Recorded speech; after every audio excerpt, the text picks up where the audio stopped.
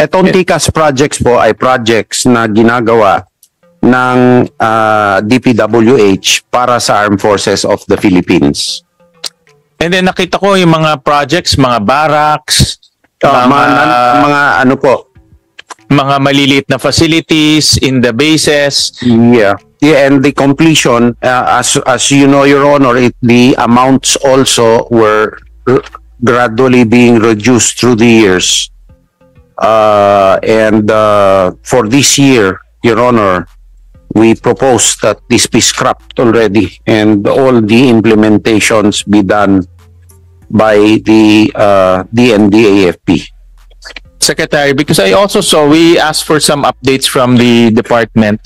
Nakita namin, for example, to slide 114, meron nakasulat, construction of multipurpose building, tag as completed, pero mukhang hindi pa siya completed. No? Yes, Your Honor. Construction of multipurpose building sa Pasay, tag as completed rin, pero hindi pa siya completed. So, Yes, Your Honor. Siguro ito ay bunsod na rin ng kanyang, ano bang, Dasipayo ng gusto, gano'n ba? Kasi alam mo ba, habang dinidinig, di ba budget hearing ngayon? Tama, oo. Eh lumilitaw yung iba't ibang anomalya na may kaugnayan pa rin ng DPWH. Number one example. Oh, sige. Ito, nagulat ako rito. Ito iba pa to sa flood control, ha? Iba sa flood control. Iba pa sa flood control. At ito ay tumutukoy dun sa mga tao na itinuturo din dyan sa flood control na mga pasimuno, mga promotor. Ibig sabihin, sila din ang... Sila. Ano naman ang pinasok nila? Saan yan? Itong farm to market road. FMR. Oo. Pero sa FMR kasi, may ilang departamentong kasangkot dyan, hindi lang DPWH, Nelson. Department of Agriculture. Yan, Diba? DA. Oo. Department of Agrarian Reform. Oo. Pero ang tagagawa, DPWH. Yes, sila ang implementing agency At dyan, syempre, Nelson. yung pondo niyan, pupunta dun sa gagawa. Ganon? DPWH, di ba? Hindi naman pwede ibigay sa DA dahil sila ba bibili ng semento? Pero may kakutsaba sa Darian. Sa DA yan.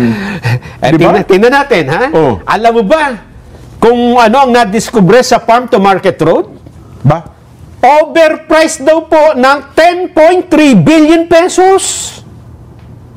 Ang 10.3 billion, overpriced pa lang yan. So, hindi pa yan ng base price. Hindi. Lagpas ng 10.3. Mga wala. Ito ang pwede mong ilagay sa maleta, Jen. Yung 10 billion, ipang maleta na yan? Mamaleta mo na ito. Overpriced eh. Ayan o. At na-discover ito, alam mo kung saan? Saan yan? Yung mga farm to market road na ito na nung tingnan ay hindi rin pala nagagawa pa. Oh. Kulang-kulang. Matatagpuan daw ito, ang tinignan dito yung 2024 national budget eh. 2024, last year lang yan, okay? Magugulat ka kung nasaan ito. Nasaan yan? Sa Tacloban City!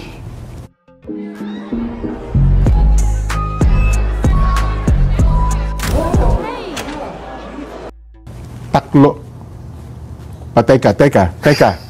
Tacloban City? Tacloban City!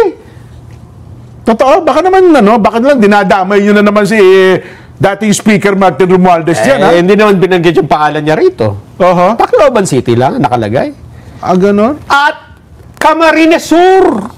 Nako, Bicol! Bicol na naman? Oo. Pangatlo, Bulacan na naman. Talaga naman, Eastern Samar. Daraga, Albay. So ito ay Tacloban City, Bicol, Bulacan. Dyan. Kasi itong farm to market road, Nelson, maliliit lang naman ang budget dito eh. Kasi ito yung minsan nga one lane lang ito. Minsan nga yung dalawang kalsada lang eh. Ang tawag doon yung parang pathway lang na magkatabi. Yes. Para kasya lang yung isang isa lang, one way lang. Para madaanan lang talaga. Pero usually mga 1 kilometro, 2 kilometro. Diyan ba sana nakalagay dyan? Ilang kilometro? Meron ito number 1, 6.7 kilometers. Diba yung haba? Maliliit, pero madami. At lumalabas pa dyan. Halimbawa, ang benchmark ay 15,000 pesos. Ibig sabihin, yun lang dapat ang presyo, doon lang iikot. Yung 15,000 pesos, in-overprice ng, wala mo kung magkano. 15,000. Siguro ginawa na lang ano yan, 20. At least 5,000. O kaya, 20. dinoble, ginawan 30. 30, malaki na yun. Di 100% na yun. O Ako kaya, lang 20 lang, 20 siguro. 5,000 ang dinagdag. Mula sa 15,000, Oh. ito'y overpriced ng 348,000 per meter sa kalsada. Bawat isang haba ng ruler. Overpriced lang. Ilang, hindi. 3 feet pala ang 1 meter, no? isang metro. Ang isang metro, mga 3 feet.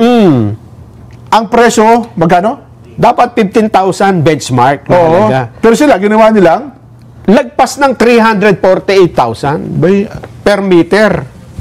abay, ang tawag ng bata dyan, nimal. Kaya siguro, pakinggan nga natin, sino ba ang nagsalita rito, ha? Kung paano nila ito natingnan. Abot pa naman. Sige, Sige, yun oo. lang sinabi. Yung nagsabi noon, sino yan? Kasi tinitignan namin yung ibang mga gawa. Like in 2024, ito, flash slide 22. Tinignan namin yung mga projects in different areas, and that tilinista namin yung top 10. Tawag namin extremely overpriced FMRs. Like for example, concreting of Barangay San Roque in Tacloban City, 348,000 per square meter. Per meter. Concreting of Barangay Lagyo in Camarines Sur, 263 per meter. Concreting of Barangay Ubihan, saan ba ito? Maykawayan City, 193,000 per meter. So, hindi lang to extremely overpriced, extremely overpriced, Secretary. Based on sa nakikita ko na pinapakita niyo, Mr. Chair, medyo shocking. But I guess siguro magandang itanong dyan, Mr. Chair, is yung ating bagong Secretary ng DPWH na matulungan tayo na mahimay ito. Yun ang masakit na naman dyan. Nadamay na naman. Kailangan yan ng ating mga kababayan eh. Diba? In fairness po, lalo yung mga lugar na marami, kasi tukoy mo naman yan eh, maraming dapat na kalakal na idalhin sa bayan, etc.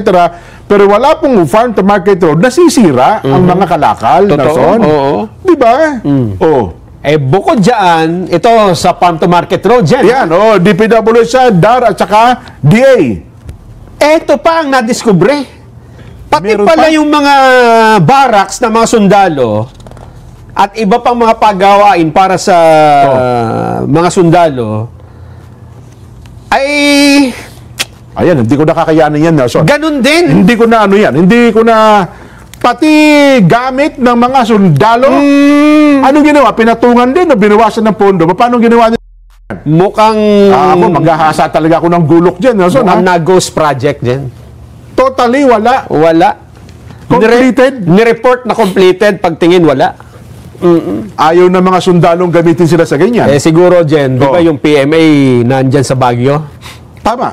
Baka kaya siguro lumindol. Ayan, no? Inuuga ba ang... Ayan, no? May report. Intensity 5 na lindol. Interesado ako dyan, Nelson, ha? Oo. Ako minsan lang ako magalit. Pag ako nagalit, kakanta ako, Nelson, ha? Mamaya. Ito muna lindol. Pag ako napakanta, nung nakaraan, nakita mo, nung kumanta ako, marami na talsik sa gobyerno. Di ba? Oo. Ay, nako. Sige. Then, Nelson, ako'y nanginginig ako sa bagay na yan. Mantakin mo, DPWS flood control. Tapos pangalawa, Farm to market farm road. to market road. Ghost din ito. Pangatlo, pati barracks, sundalo. Para doon sa mga sundalo, ganun din. Alam kaya ng mga sundalo ito, Nelson? Baka malalaman na nila.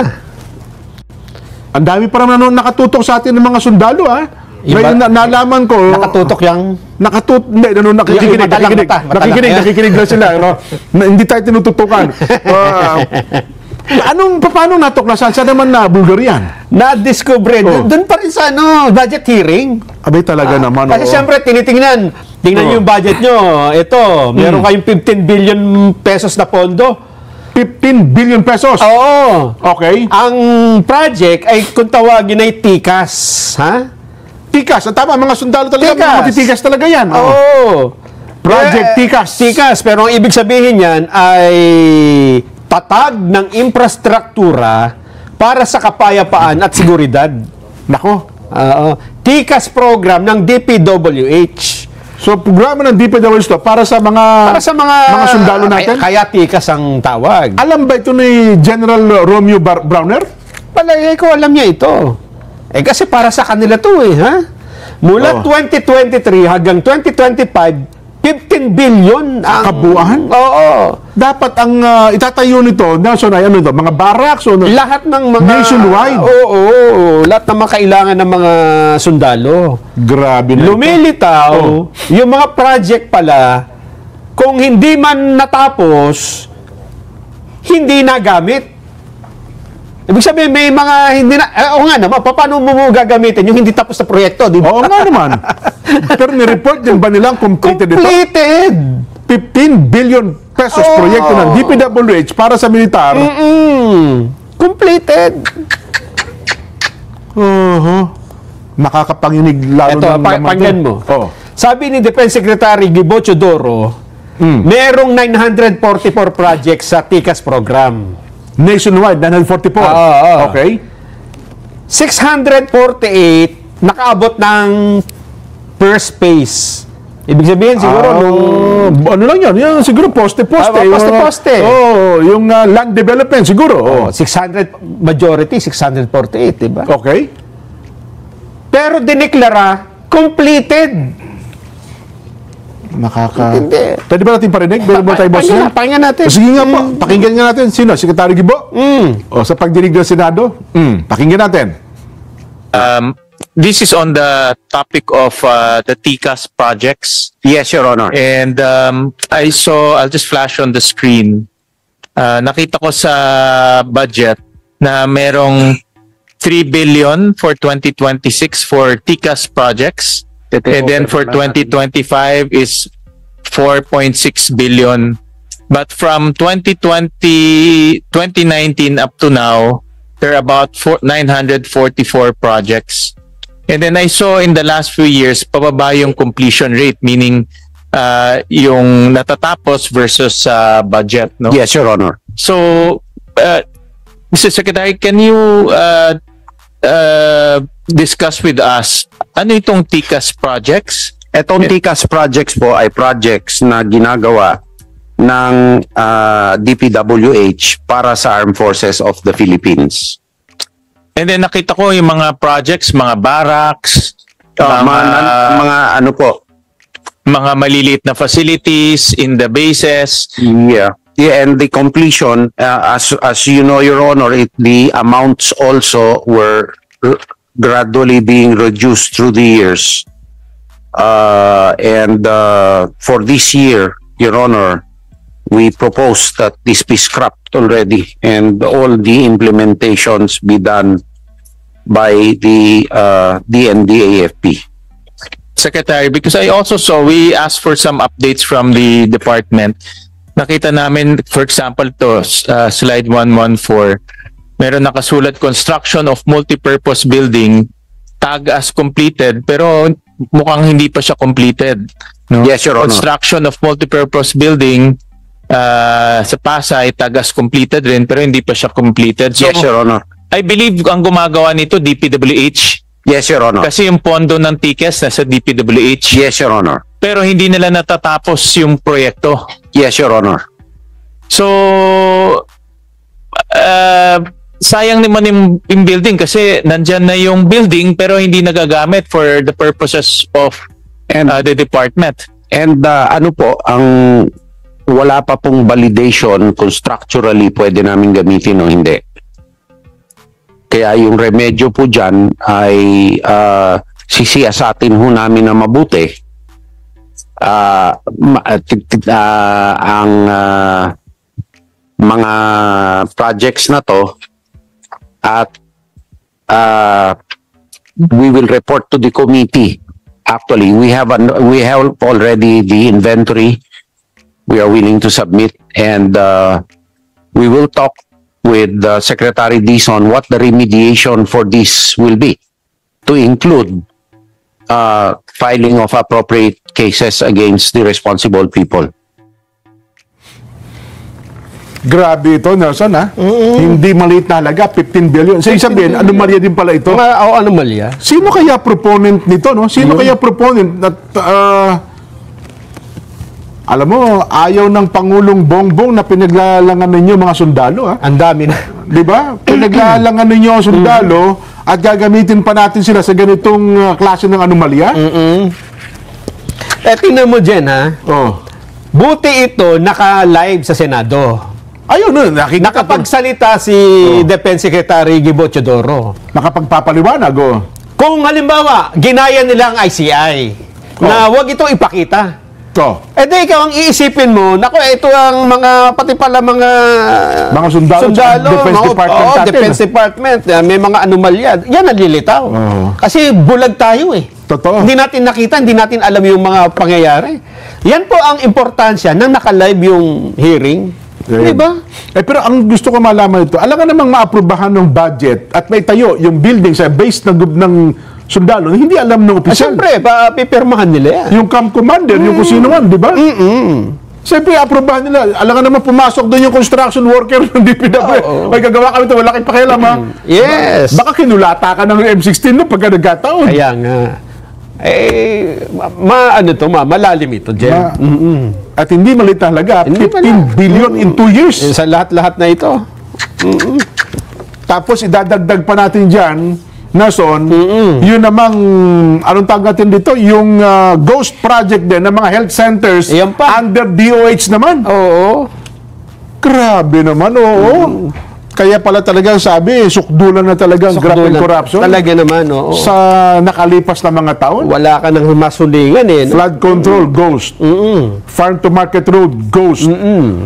Anong pangatlo? Yung PICAS program. PICAS program, barracks sa mga sundalo, ghost. Oo. Health center, ghost. Ghost. Buster. Ghostbuster. Ano pa ito? Ano na ito? Ay, nako. Sabi po ni Kuya Boss Moto ng Sariaya, Quezon, lagi kami nakasubaybay. Pwede ho bang pakibati ang Kuya Lemuel Gonzales? Kuya Lemuel, binabati po kayo ni Kuya Boss Moto ng Sariaya, Quezon. Ang atin pong Vox Populi, ano pa ito? Reaction pa rin, ha? A, they are protecting the mastermind. Ving Bodyong Taipo, Hong Kong. Ayan. Anong typo dyan, ha? Taipo. Opo. Meron silang pinoprotektahan. Nelson Inson, General Trias City. Opo, sure na may pinoprotektahan Robel Nipay ng Pasay City. May pinoprotektahan Roberto Abubakar ng Sulu. May pinoprotektahan Kenneth Kalinawan, Paris, France. Obvious naman na ang lahat ng ito ay politika, wala silang awa sa bansa. Mikob, Plaridel, Bulacan. Opo, halatang meron silang tinatago kasi kung wala, bakit ayaw nilang ipakita sa publiko? Jonathan Lachica ng Cavite. Opo, 100% halata naman na may tinatago. Zami Palisok, Santa Maria, Bulacan. Dapat lang para malaman ng taong bayan na magiging takbo ng investigasyon kung walang pinapanigan. Dante Boracay, Malay Aklan. Sa inyong palagay, may pinoprotektahan nga ba ang ICI kaya hindi sinasa publiko ang kanilang mga pagdinig? Inaku po! ICI! Ito na po ang resulta ng ating survey. 100% nagsabing opo.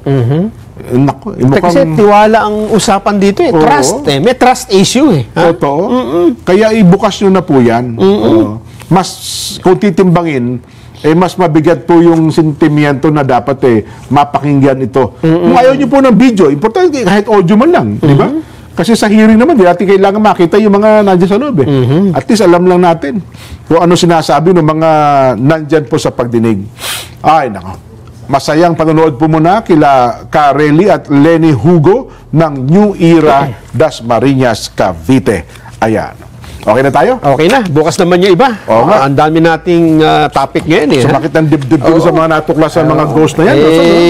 Buti na lang, Jen, yung buwaya, nakita na. Sino ba yan? Yung buwaya, natagpuan na. Sino muna? Pakita mo nga, bago tayo mag-break. Nakita, may picture eh. Nakilala ko eh. Nasaan? Ayan na nga yun, yung nagtatagong buwaya. Ayan oh, may bilog. Literal. Literal na buhaya. Natagpuan sa Palawan. Ay, may crocodile farm talaga naman sa Palawan, di ba? Ito ang video nito, nakasakay sa bangka yung babae. Tapos, uy, ang ganda ng nature dito. Tapos, ganun. lumabas si buhaya. Hindi, napalundag siya sa ilog, hindi naman. Hindi, kasi sanay na sila sa mga buhaya. Ayun. Sabi niya, uy, buhaya. Boboto kita ulit. Makakatakot yun, makita mo sa EDSA. Ay, nako.